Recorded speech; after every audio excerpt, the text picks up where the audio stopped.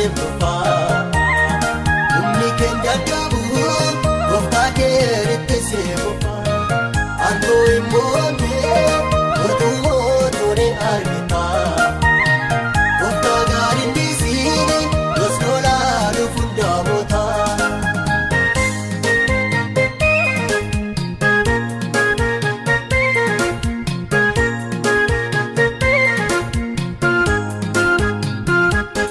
Dandeettii keeniin dandeessu cehuudhaaf uume ormoota gooftaa kee biraasi jira kan siif ta'u kuufamnaan goota akkamii kee holqixxeesse si dhaabaa humnaan si kolfe humni kees dadhabeedhaafu ni aaraa dafeedhaafe hammi danda'a kee Waaqayyoo biraase bufaa. Humni keenya dhabu gooftaa keeritti see bufaa antoo immoonee otuu mootolee argitaa gooftaa gaariin dhiisiini goskoolaa dhufuun daabotaa.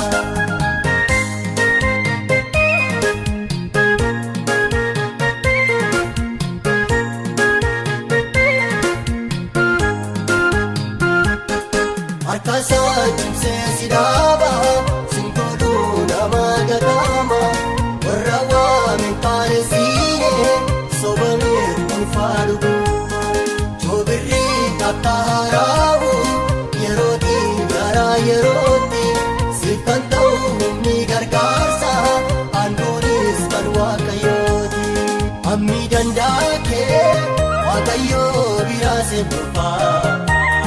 Humni keenya dhabu gooftaa keeritti see bufaa antoo immoonee otuu mootolee argitaa gooftaa gaariin dhiisiini goskoolaa dhufuun daabotaa.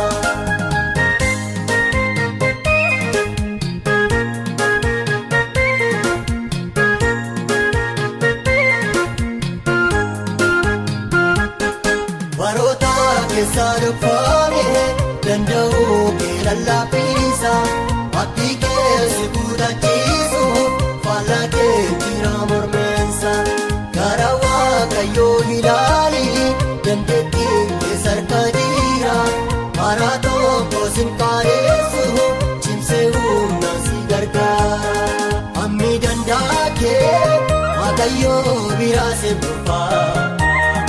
Humni keenya dhabu gooftaa keeritti see bufaa antoo immoonee otuu mootolee argitaa gooftaa gaariin dhiisiini goskoolaa dhufuun daabotaa.